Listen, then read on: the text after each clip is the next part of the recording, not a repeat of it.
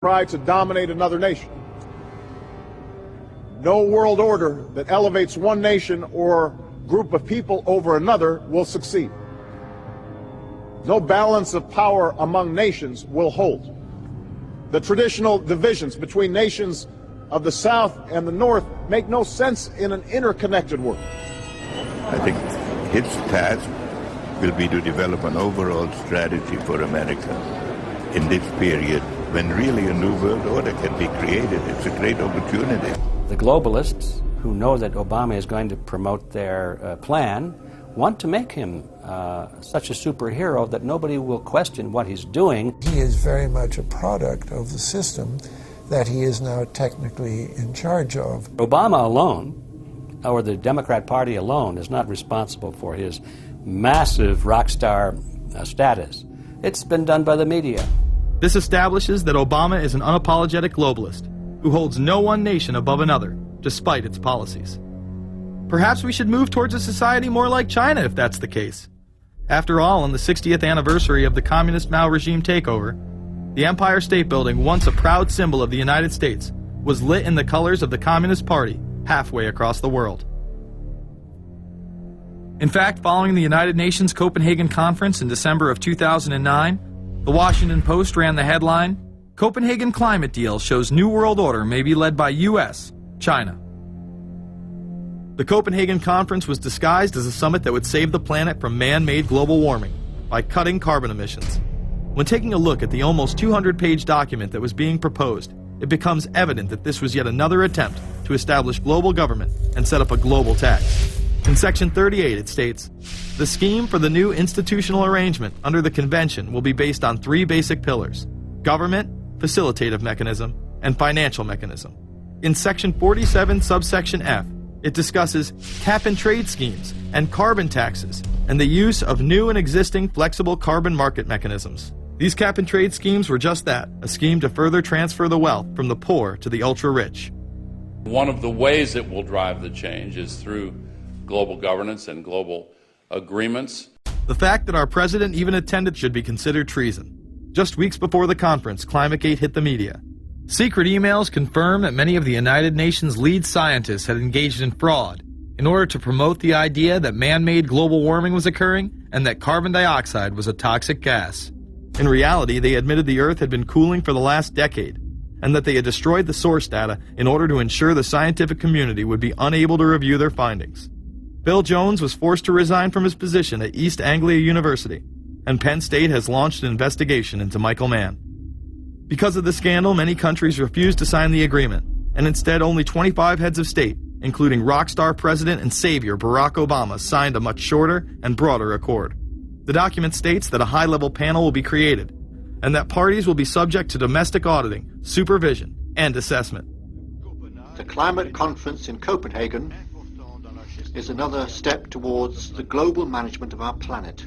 The idea that carbon dioxide, the life force for plants here on Earth, is a toxic gas and should be taxed is laughable.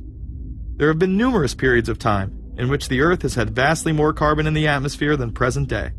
In areas where there have been volcanic eruptions which emit large amounts of CO2, plants have benefited, and there is no negative impact on the surrounding environment, as well as indigenous people from the excess carbon dioxide. The globalists promote this theory to keep mankind in fear, not only for the establishment of a global government and a global carbon tax, but the literal control of the entire planet.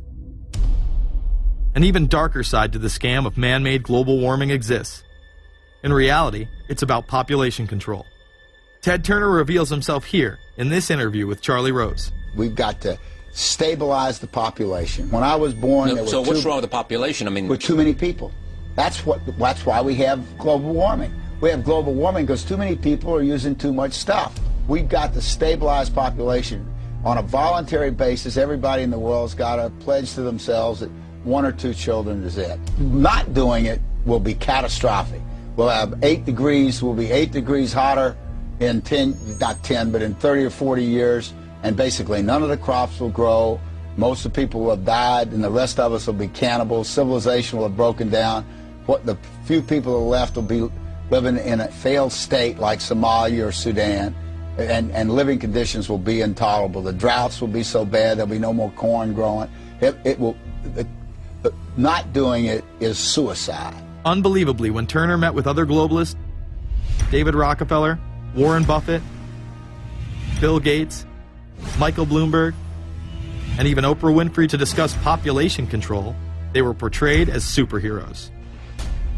Behind closed doors on this New York campus, a secret gathering of some of the world's most powerful people.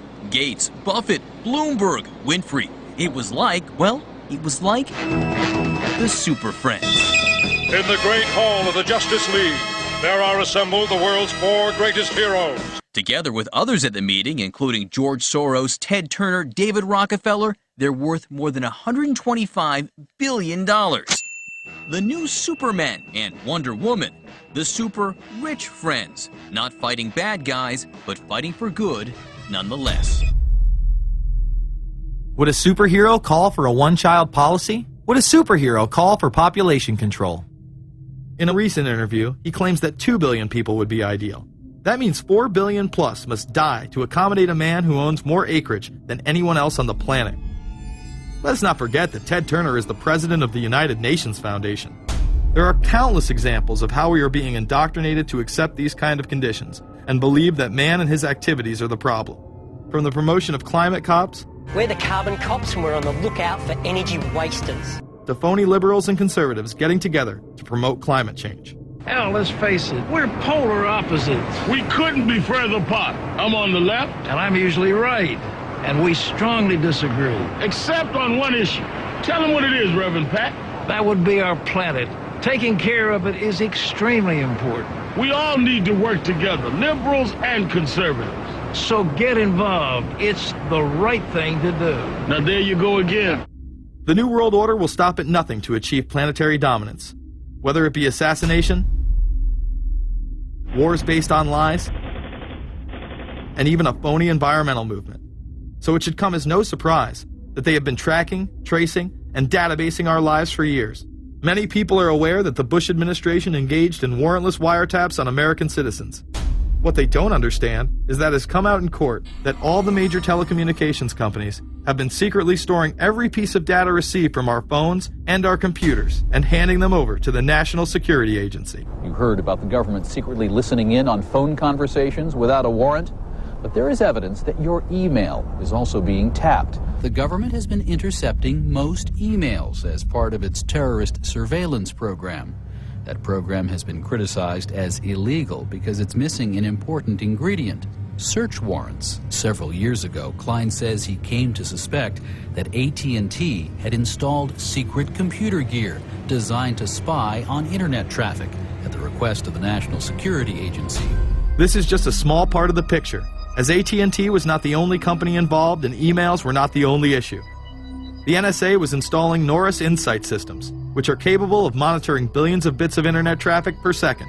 It was also able to monitor any calls trafficked through its system, all websites visited, all instant messaging, and separate types of transaction records.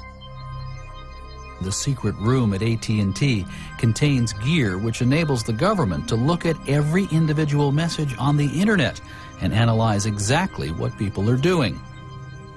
Here's another document. It mentions a company called Norris. Norris makes computer software that can swallow and analyze 10 gigabytes of information every second. That means it could go through all the information in all the books in the Library of Congress in a little over 15 minutes. The documents Klein and others were able to produce were then censored by the NSA. Bankston isn't allowed to talk about the documents in detail. The government has since had them sealed. But he says what is in there boggles the mind. We are talking about a substantial portion of all the communications traffic in the United States. The policies have been shielded by the Obama administration and continue to this day. Attorney General Holder has publicly stated lawsuits be thrown out of court. And after several attempts, Klein and other cases were thrown out as well. Once again citing the national security of what used to be a constitutional republic, not a massive corrupt slave state. Living in the New World Order, when it's close to completion, for the average citizen, for people like you and me, is going to be essentially slavery. We're never going to be able to get ahead. We're never going to be able to amass enough wealth, essentially to retire or to do what we want to do in life. We're going to constantly be working for the man. They're creating essentially a two-class system. So it's going to be an inner ruling elite and then everyone